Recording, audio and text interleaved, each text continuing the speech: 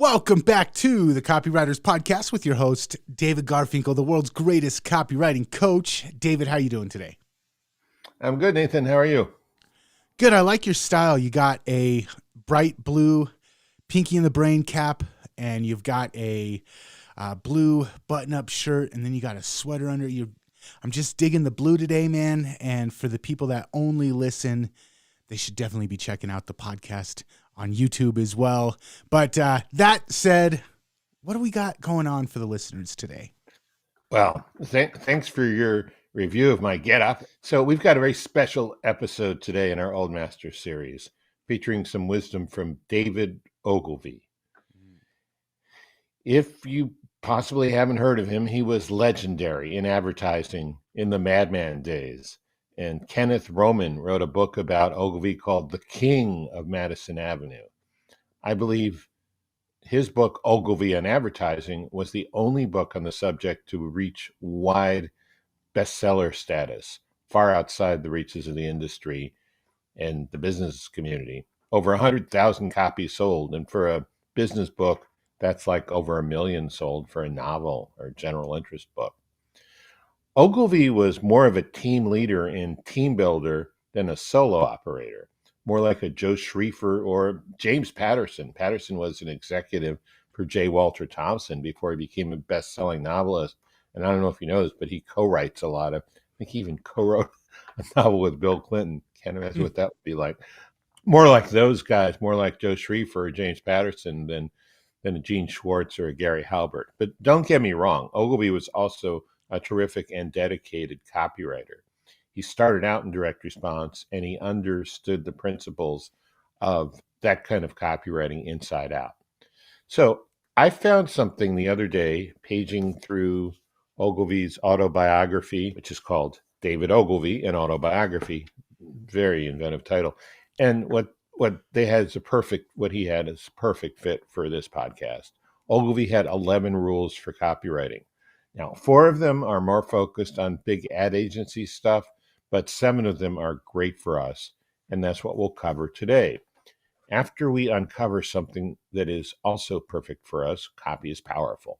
You're responsible for how you use what you hear in this podcast. Most of the time, common sense is all you need. But if you make extreme claims or if you're writing copy for offers in highly regulated industries like health, finance, and business opportunity, you may want to get a legal review after you write and before you start using your copy.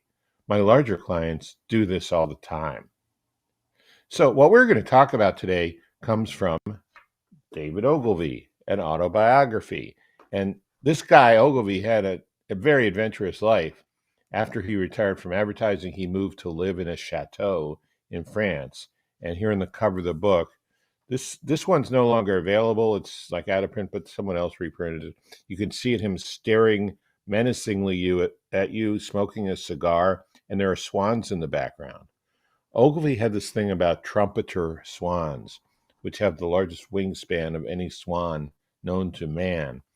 I don't know if those are trumpeter swans on the cover, but there's a really good chance there are. The rules we're going to cover today come from his years of hard work, both writing copy himself and leading other copywriters. So, Nathan, unless there's something you wanted to say, we'll get started. Let's jump into it. Okay.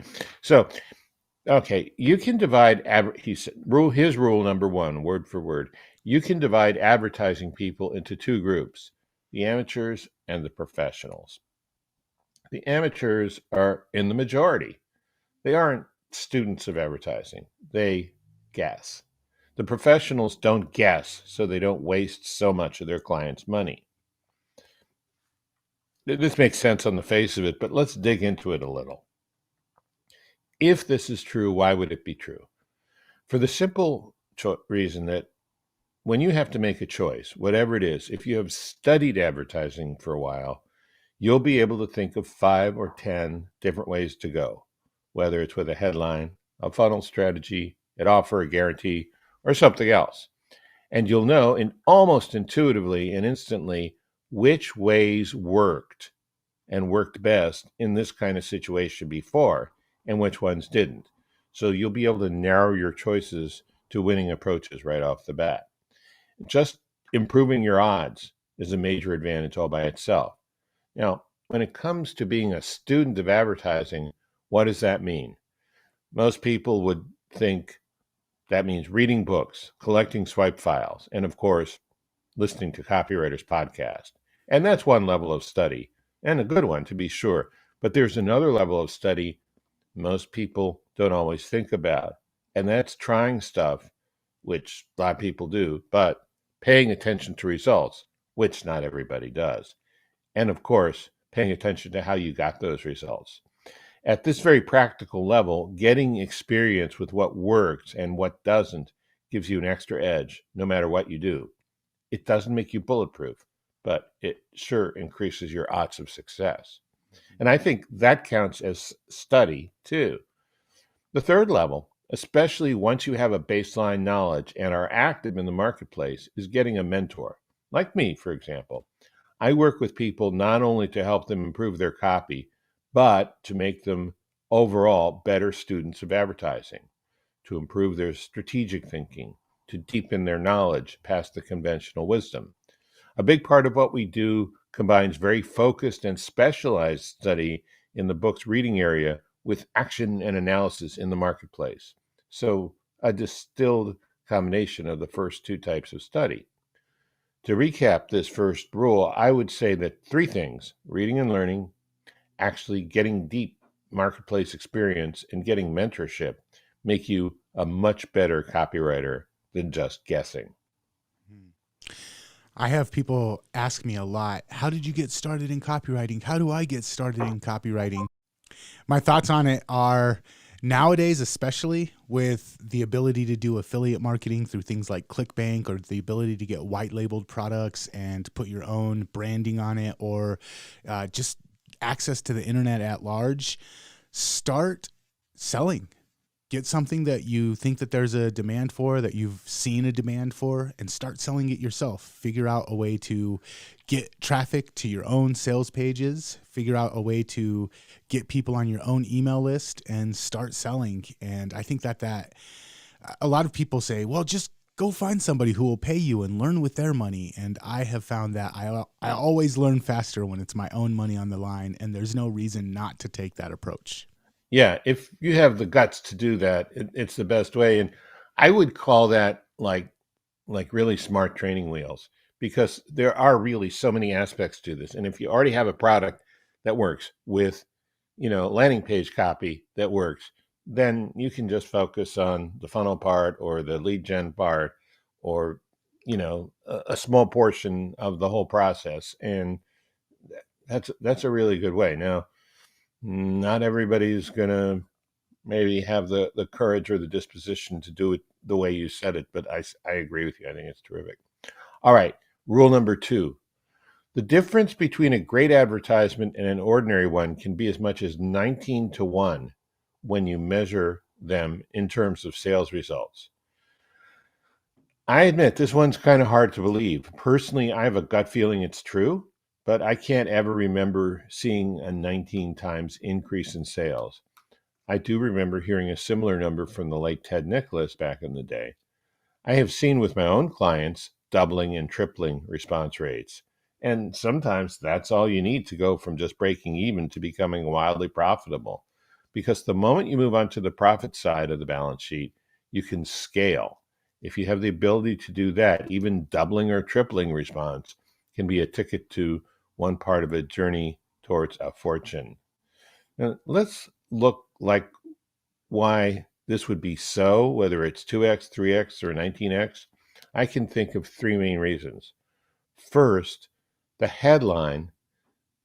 Well, let's put it this way. I can think of 3 ways this could happen. First, you have a headline that grabs the attention of more people, or better, more of the right people who would be prospects for what you're selling in the first place. Second, the big idea or hook or concept of the ad really resonates with the person reading it or hearing it or watching it.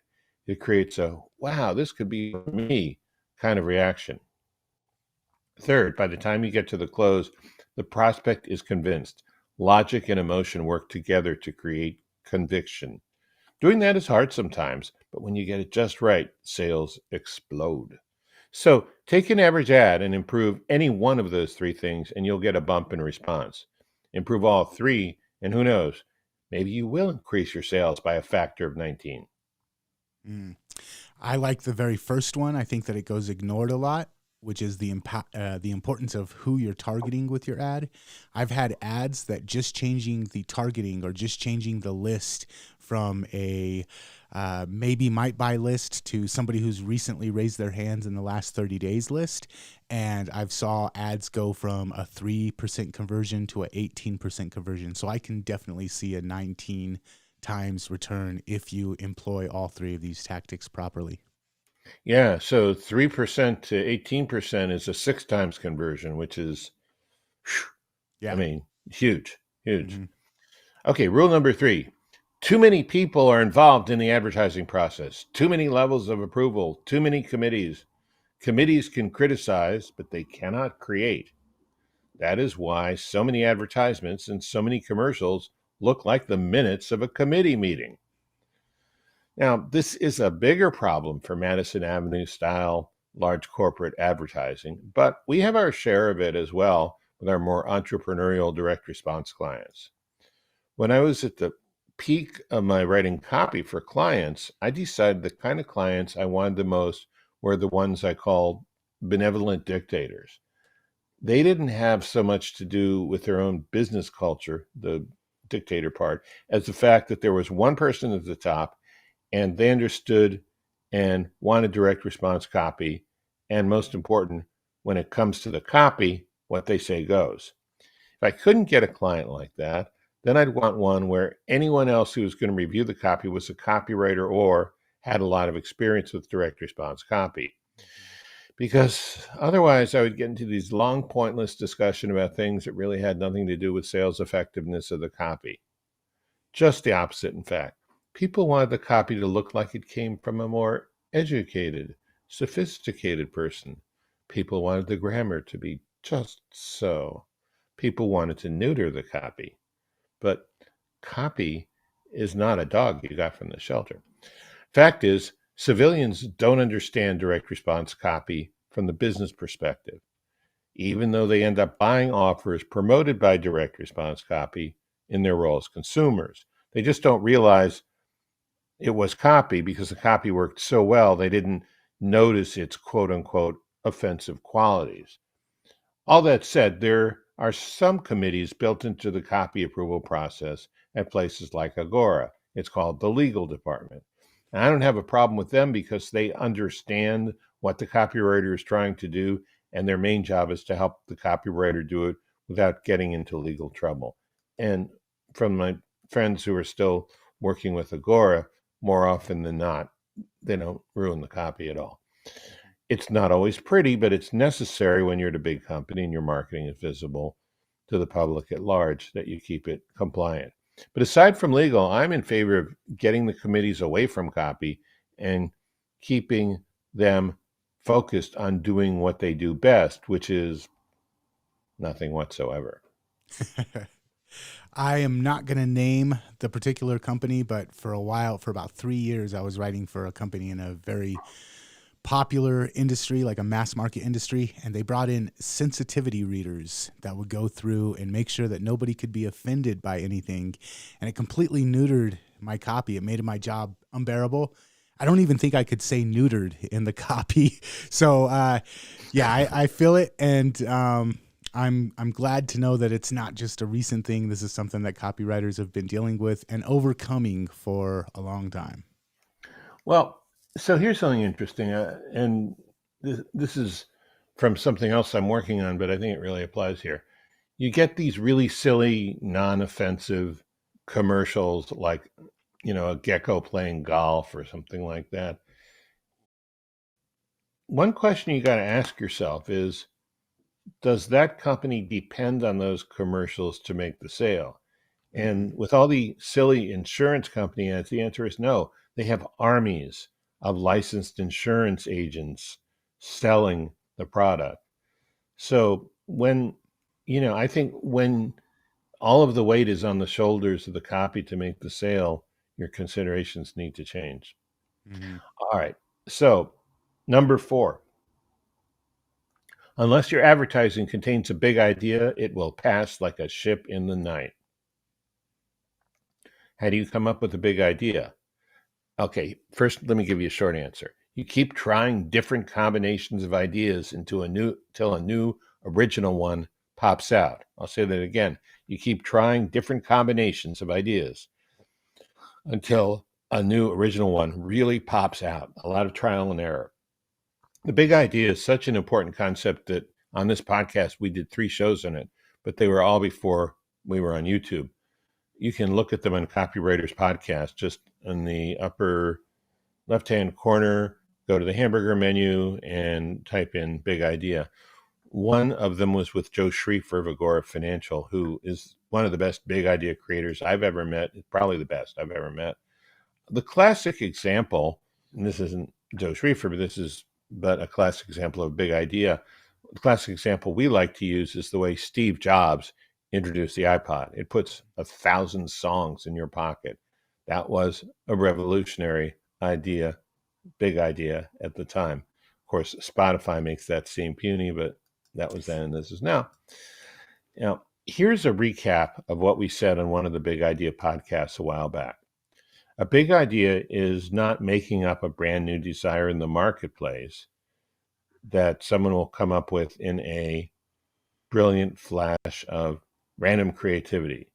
The product the copywriter will be selling is still based on an existing, predictable, and largely unchanging desire of the market. What's new with the big idea is that you come up with a way to get your prospects' interest to sell the product that already taps into existing desires.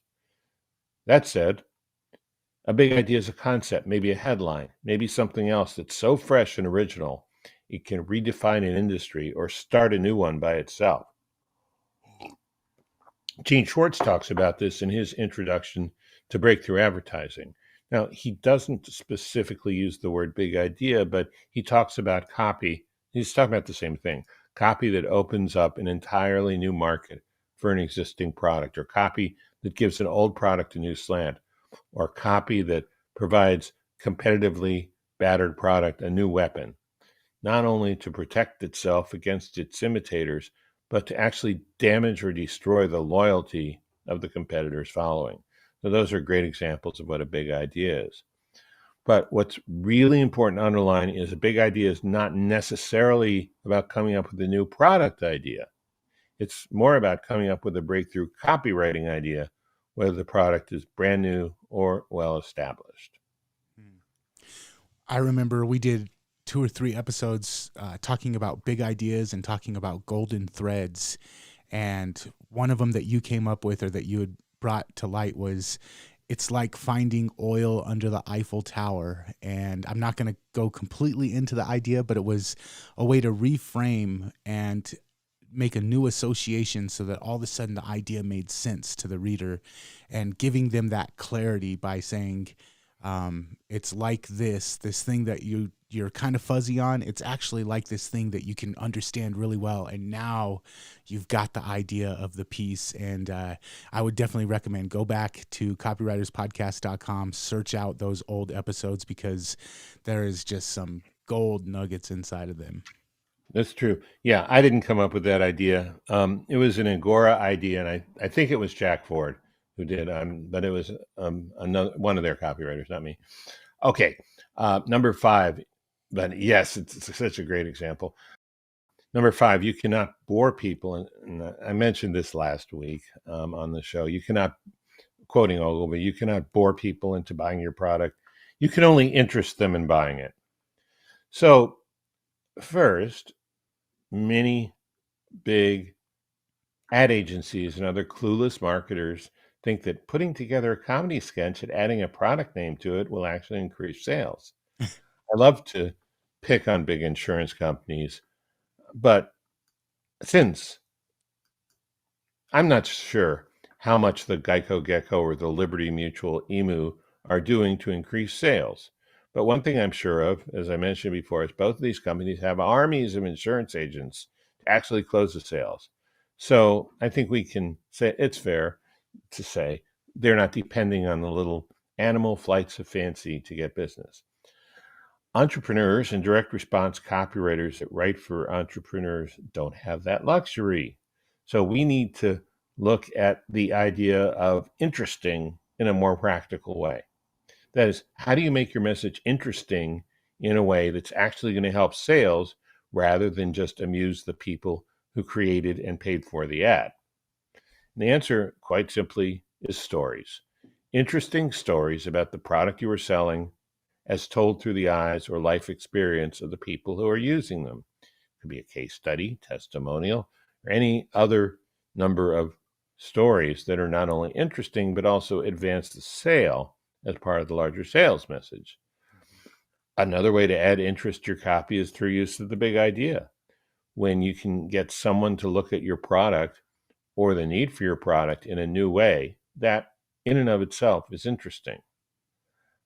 If this whole idea is hard for you, review some classic ads by John Caples, John Carlton, Joe Sugarman, and the Wall Street Journal. The most iconic example, the Wall Street Journal To Young Men letter. It was interesting without being cute or clever. I want to say that again. It was interesting without being cute or clever. And it brought in a documented $2 billion in subscriptions, more than any other ad known. You can find a copy of this online by Googling Wall Street Journal To Young Men letter. Ogilvy, as usual, was right when he said you can't bore people into buying. Some of his classic ads, like the one featuring the Hathaway shirt man and the Rolls Royce that was so quiet, the loudest sound you could hear while driving was the ticking of the clock in the dashboard. Those are great examples of keeping your advertising interesting. I really like all of those examples. I think what I really like about them is just the, I don't want to say counterintuitiveness, but the kind of the shock value without being like a repulsive shock value, but like a really the loudest thing in the car is the ticking of the clock. Like Yeah. how can you not find that interesting? So if you can find something that is impossible to ignore and use that as a way to get people into your copy, great technique. Yeah, so that comes not, thank you. And that comes not just from stories, that comes from research and thinking. What's interesting about what would make people go, God, I gotta know more about this.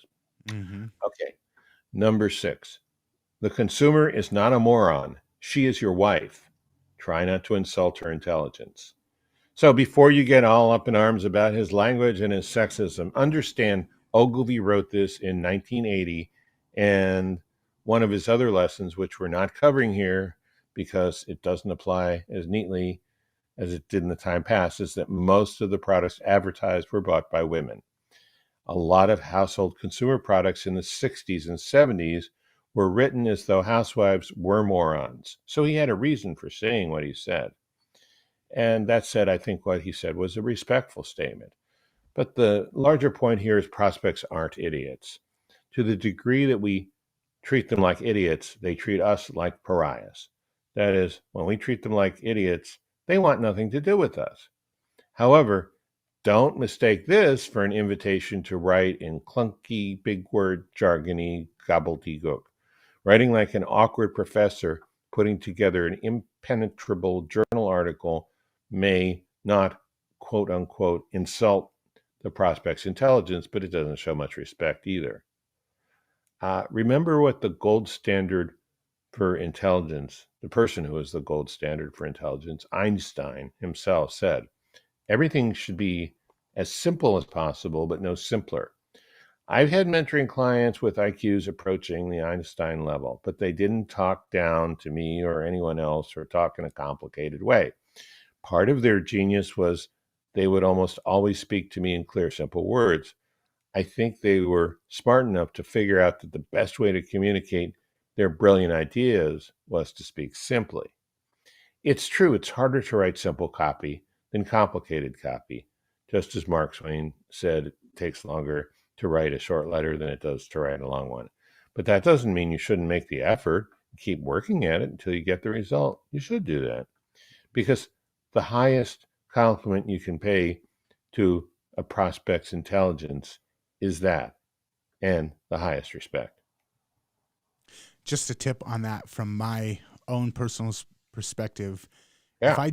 If I don't completely understand how something works, or if I don't completely understand the offer that I'm trying to sell, a lot of times I'll overcomplicate it. And so when I'm writing and I'm finding, oh, this is overly complicated, I'll go back and I usually take that as a hint. Hey, I don't understand this well enough to explain it simply yet. So going back and doing some initial recapping, restudying, reviewing of how things work, how the offer works, how the product works, how the service works, and then go back and try and explain it in a more simple way. When I do that, the sales go up, the overcomplicated explanation, the talking down to the prospect goes down. And so usually if I'm having trouble with that, it's because I don't understand the offer or the solution well enough to explain it in a way that doesn't talk down to the people. So it's a me thing. It's something that I have to go back and fix in myself before I can convey the message properly. Thanks for making the candid admission. And, I think what I'd add onto that is sometimes an hour or two or three more really getting into the offer and breaking it down and bumping your head against the wall and looking at it from another way and asking more questions and sitting with it, taking a walk, whatever it takes is time well spent, even though it's not time, actually, fingers to the keyboard or pen to paper. And I think you've just indicated why you actually end up making more money that way too. Mm-hmm. Okay, number 7. Advertising should be true, credible, and pleasant. People do not buy from bad-mannered liars. Okay, I pretty much agree with that. Definitely the true and credible part. If it's not credible, they won't believe you. If it's not true, if it's a very credible lie, but it's not true, sooner or later that could end up costing you money, both in refunds and possibly in legal action against the business. The being pleasant part, well, not entirely. Sometimes you need to confront people about a problem in order for them to realize they had it. You brought this up yourself, Nathan, last week when you pointed out that sometimes a copywriter's job is to articulate a problem. Nathan, you brought this up yourself last week, sometimes when you pointed out that sometimes a copywriter's job is to articulate a problem someone is having so that maybe for the first time they can get clarity in what's bothering them. But I think copy can cross the line when it disrespects the prospect. Unfortunately, part of human nature is to behave disrespectfully if you can get away with it. Evolutionary biologist Robert Sapolsky says it's not humans, just humans. Many animals who see themselves as stronger and more important than other animals, including those of their own species, will try and push them around as long as they can get away with it. There are also some interesting studies about when the tribe turns on that animal, but it's pretty evident. We don't need to get into that. But you don't have to give in to that urge yourself. And I don't think it helps you business-wise. People in your marketplace talk to each other. So do what you can to keep those conversations positive. Now, back to the credible part. In our last podcast, we talked about believability. A couple points here about using research for believability that were so important. They're worth repeating. First, just getting the facts and expanding your knowledge of what the facts are helps you come across as more credible. But second, and you can get this from doing good research, you'll be more credible when you write the way people in your market actually talk. Okay, what do you think? I usually just throw a white lab coat on whenever I want credibility, and that just overrides any skepticism in my prospect. So that's a a doctor on the internet. I thought Marcus Welby finished with that years ago. Okay, no, but what you said about talking in their language, learning their vernacular, learning their insider words, and no matter how intelligent you think your market is, avoid using the $10 multi-syllabic words, because even if they are smart, they don't want to have to sit there and think while they're reading. They want you to guide them. They don't want to have to hit those constant speed bumps of 8-syllable words. Yeah, I agree. All right. Well, we've got a link to David Ogilvy, an autobiography, in the show notes, and it's a different cover. I got an earlier edition, but there's not a lot of direct copywriting stuff. It's an interesting book. His point of view is interesting. I wouldn't say it's one, if you can only read 3 or 4 copywriting books, it's the only one you should read. But yeah, why not? All right. We will definitely include a link to pick that book up if you want to check it out in the show notes over at copywriterspodcast.com.